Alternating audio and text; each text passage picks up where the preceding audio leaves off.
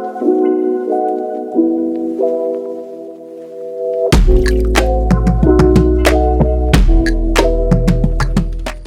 is in someone's yard. I believe those are hibiscus. Beautiful.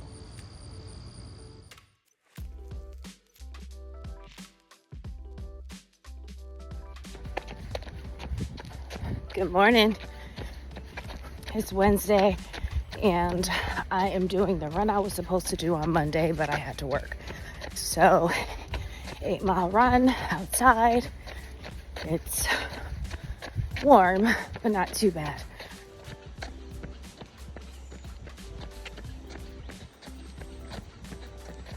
So last Saturday, I had a family game night and my niece didn't come because she is only 21 years old and she wanted to spend some time with her friends, trying to have a social life. Part of the way through the game night, my sister got a phone call from her daughter and things didn't go as planned.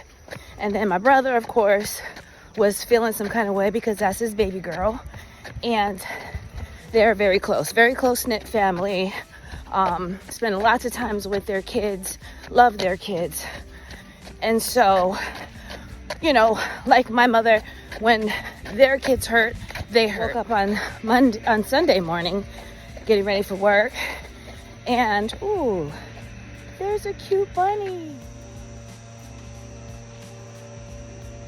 I know he's gonna hop away the closer I get. Okay. So I woke up Sunday morning and turned on YouTube, and the first video that came up, or a movie suggestion, was about being the convenient friend. And of course, I was like, is the phone listening to our conversation?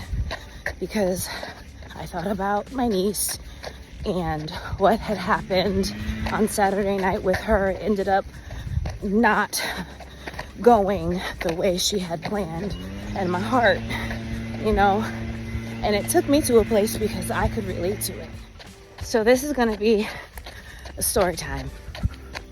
I'm going to tell you about my experience for being the friend of convenience. Stories, lots of examples I can give you about this friendship, but I'm going to start at my wedding, maybe, or how about I'll start at the time that I lost my job way back. So in 2011, I lost my job. We were both working at the same facility, and I lost my position.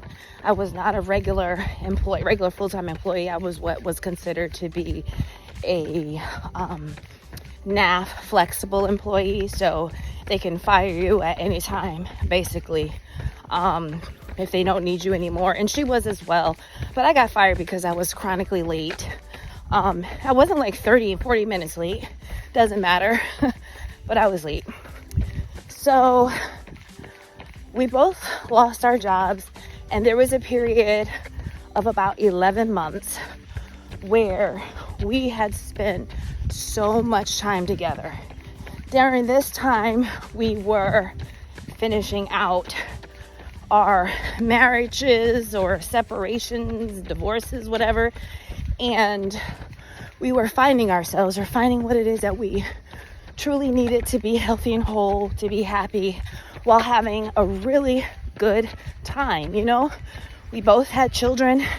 She had 4 children. I had my one. And up until that point, we would only and always wife, mommy, and work. And for me, I was also going to school. And so we would go out, because we didn't have a job. We would go out at least once a week, sometimes twice a week. I was collecting unemployment, and it was just a good time to figure things out. It took until November of that year before I was able to find a job, in which I stayed with until I decided to go back to school to pursue nursing. So during the time that I was, when I found the job that I had, that was November of that year. Again, mind you, I was out of work from January till November. And she was out of work. I think she started around the same time I did. If not, like, it was really around the same time. It was like within a month from each other. Or she actually was able to get into a program that would allow her to go and get her certifications. So she went on ahead and she became a CNA and did home health work. And I went back into childcare, which is what I did. That was like all my experience, though I wanted to work in the medical field. So from November 2011 until about December 2012, everything was going fine. It was going the same. We were having a good time with each other. We would see each other at least every other week because of her job, really. But I started dating my now husband the end of 2012, and then I was spending time with him. So it was another person spending time with, but I was still hanging out with her from time to time. But I noticed the time was becoming less and less with my girl. I am a person who truly values her friendships. I'm not a person that once they get into relationships, they forget about their friends. However, I am often the friend that is forgotten about when they get into relationships. So now, between working full time, I was still running, training for marathons, and now dating a new guy.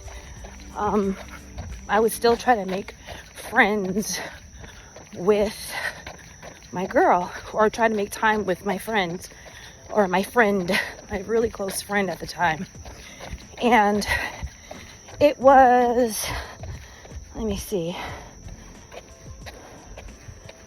Oh, actually, now I think about it, it was before December 2012 that the breakdown started to happen. Because I remember my birthday, on my birthday, October 2012, I had spent that day with a woman that I had met at the World Beat Center. If you know San Diego, you know the World Beat Center. Makeda. I would go there. Her and I would go there maybe like once every other week to attend group meditation. And so I had a relationship with Makeda and some of the people who worked there at the time. Bobo, who no longer works there, but Makeda does. And I went in one week and I told her when my birthday, I don't know, it came up, I guess because it was the fall. And she said, do you have any plans? And I told her I didn't. So she was like, we're going to celebrate it. So she took me out to vegan restaurant. We went to listen to poetry. And it was a great birthday, especially because I thought I was going to be spending it by myself because I don't know where my friend was at the time. I am from Connecticut.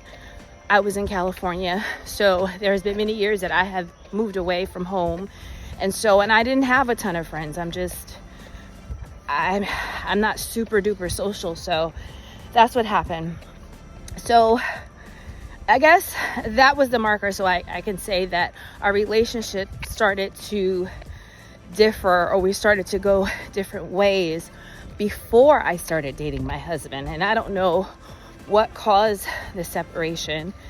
Maybe it was herself that was elevating, or she felt like she was elevating and I was not, because again, she was in a program, she went into CNA and then she started working as a CNA and she was getting into medical coding and all this stuff. And I was not in school at the time, but I knew my time would come, but that's a totally different conversation.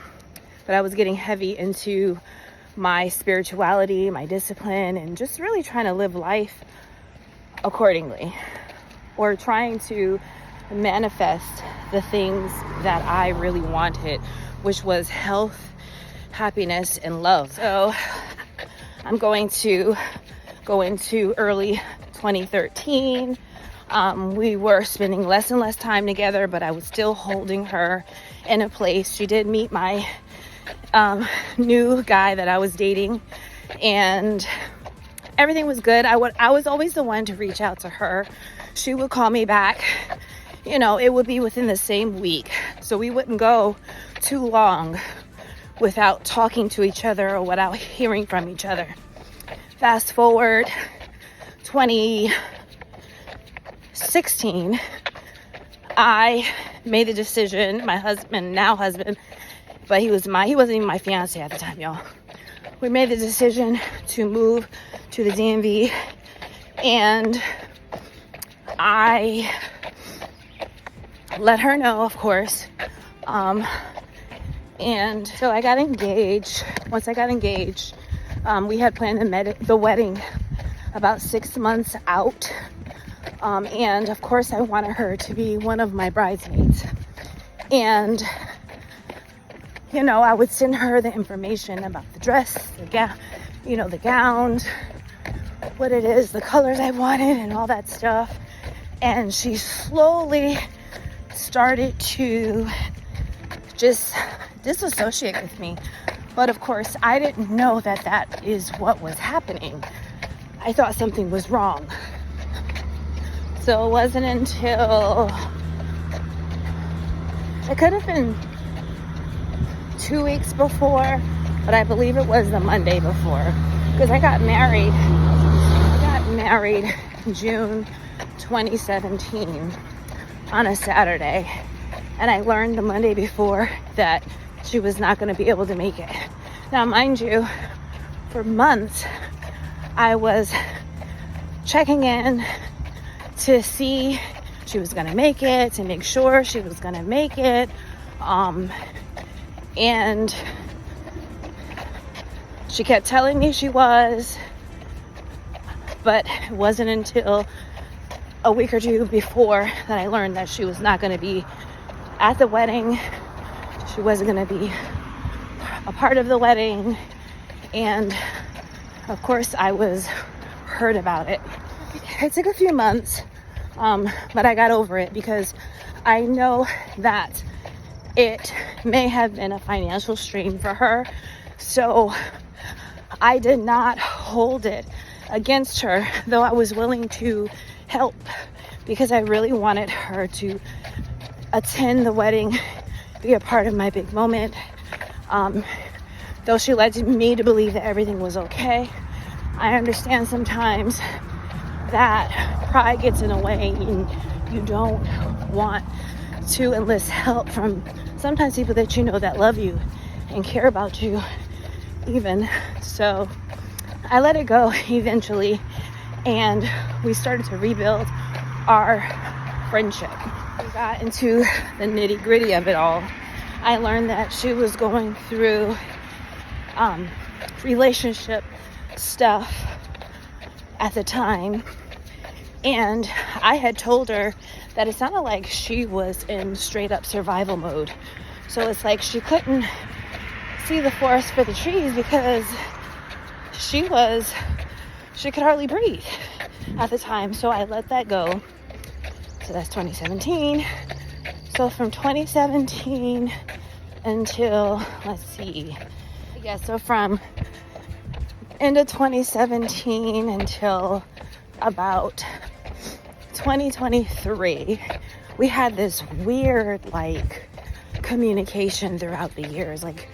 Whenever I would go to San Diego, I would see her, spend time with her. I found that I was the one to always reach out to her. Rarely did she just reach out to me on her own. I wanted to at least speak to her, see her once a week, and I just found that it was becoming a chore. in this time, or during this time, I would have conversations with my husband about the friendship, and I would basically be crying because it felt like I was losing someone that I really loved and cared about, and I really valued our friendship. And he would tell me that, you know, perhaps this isn't the friendship that you think it is, because he said that I see that you're always pouring into it. You're always the one that's reaching out, and she is not. And so I think eventually you'll meet the people that you're supposed to be with, who is going to appreciate the way you are, where you are in your life. So sometimes you just need to let it go. And it took me years to get to the point to finally really just let it go. 2025. I don't know if really, truly this shift began when my mother, actually, I'm pretty sure this shift began in 2024. The first time my mother was hospitalized and she was intubated in June 2024 is when the shift started with my realization of friendships.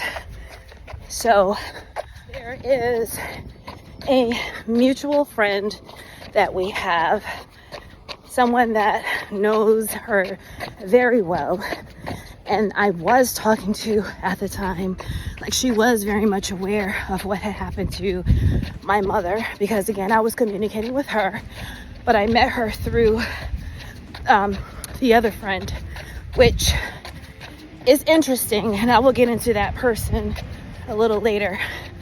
But I knew that my friend was aware of the fact that my mother was sick, because I had talked to the mutual friend, and I know that she let her know. So instead of calling me, she sent me a text message about good morning, about you know, I think it was wishing my mother well, or hoping she gets well, or some stuff like that.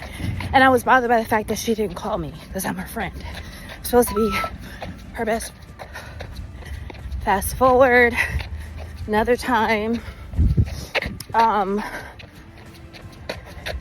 you know, there was, so that was June 2024, and then I can say by January 2025, I was getting to a place where I was definitely not about to match energy. I wasn't going to fade to black on this friend, because she pretty much already was starting to fade to black on me.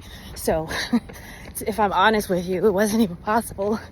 But I wasn't going to delete her from my life, delete her number, you know, like take her off my social media accounts and do all that. I have, you know, every year I feel like I am, when I evolve spiritually, I can see the significance in not matching energy. So I was not going to match energy. I was not going to shut the door on her, but I was definitely going to stop attempting to communicate as often as I had tried for so many years in the past. You know, it was beginning to feel like I was trying to pull teeth, you know, trying to pull teeth for a friendship with someone who has stated time and time again that they love you and that you are one of their best friends. It was just really different. Now might be an important time to say that during one of my trips to San Diego, she was telling me about her work experiences, like how she's been having all these difficulties and such. And she stated that she was a nurse. Now, I didn't know she was ever a nurse. I didn't know that she ever got her nursing degree. I know that she had worked as a nursing assistant because, as I mentioned earlier in the video, that she was part of a program with the state that paid for that program. And I remember because she was going through her divorce and she was able to get into medical field sooner than I was able to, and that was something I wanted to do. But that was what, 2012? So from, it could have been 2011, and it was about 2020, it was before the pan. And it was on one of my trips there. It could have been like 2019. It could have been right after the pandemic when I went to, actually it was when I went there to get my sleeve done. So it was about 2022, actually. Yeah, that's exactly what it was, 2022. And we were having this conversation about difficulties finding work and all this and the struggles. And, you know, she's very talented, lots of skills, lots of talent, but she has lots of, she's self-employed.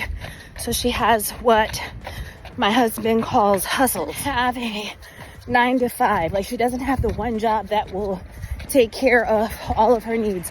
And there's nothing wrong with that. But she had always tried to make it seem as though, you know, she's making good money, doing what she wants to do, when she wants to do it. And so part of that conversation, she was stating how she had to stop this contract or stop working for this person, this organization, and all of these things. And then I mentioned to her about the nursing, because she told me in the past that, I don't know, it came up in some type of conversation, and I think it was one with my husband, that she was a nurse and she worked as a nurse for however many years. And so if you know anything about nursing, or how about if you know anything about struggle, you know that you're going to do the job that pays you the most and you can be there the least. And if you know anything about nursing in California, they get paid the most and they also have unions. So I couldn't understand for the life of me, for someone who has a nursing degree, supposed nursing degree, and experienced nursing, would only need to work 3 shifts a week, 36 hours, even if it's about 40 hours a week. She would still get paid at least double what she gets paid now doing her hustles. So she created some story, or she said something, how she just really didn't want to do it. She just can't go there. She can't go back to work for other people. And so I made a mental note in my mind, like, this sounds crazy. Like, why? This makes no sense. So she must be. Getting a nursing degree is a huge deal. I didn't hear anything about a graduation, certification, licensing, or nothing when she got it. And I was supposed to be her best friend. So I, of course, found it very difficult to believe. Not only because she didn't tell me about when she entered the programs or getting her licensing or how hard it was, but because I too went to nursing school during that time. And it was like, huh? So perhaps that was the start of the breakdown, of the real breakdown, or the last breakdown in the friendship.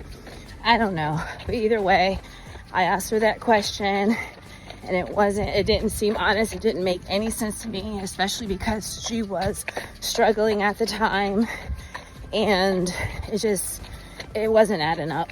So 2025 started, and I just was at a place where I felt like I wasn't going to try to push for friendships, relationships with people who did not reciprocate.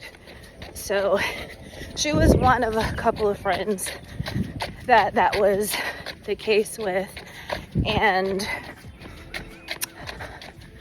I was good with my decision.